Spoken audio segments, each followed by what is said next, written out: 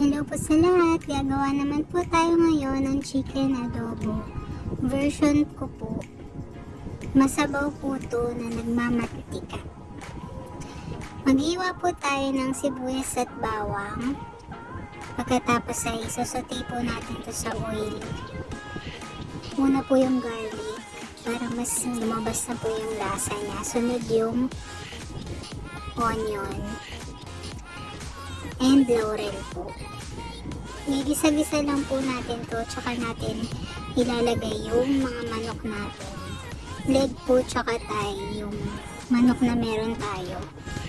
Which is mas okay po para mas malasa po. Maglalagay po tayo ng pepper. Okay din po kapag medyo madaming pepper para mas savory po yung adobo natin. Mabalik na rin lang po natin siya from time to time.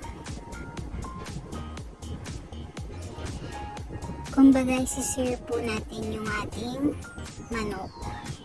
Cover lang po natin to, tapos balik na rin po natin ulit yung mga manok natin.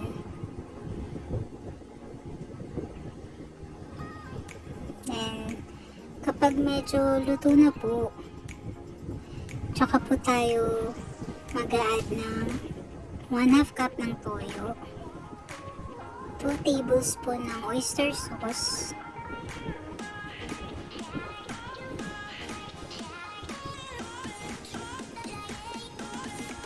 halu-haluin lang po natin. Then maglalagay na po tayo ng 1/2 cup ng suka.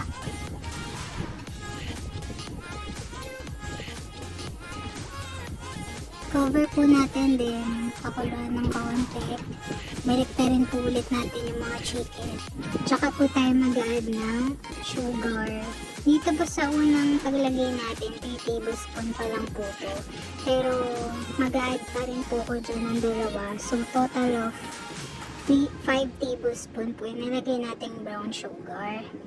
Then mag-add po tayo ng 1 tablespoon ng chili garlic. Optional naman po yun para mas mag-balance po yung flavor. Medyo gusto po natin yung maanghang-anghang po yung adobo natin. Hintayin na lang po natin completely maluto yung manok natin. And okay na po, ready to serve na.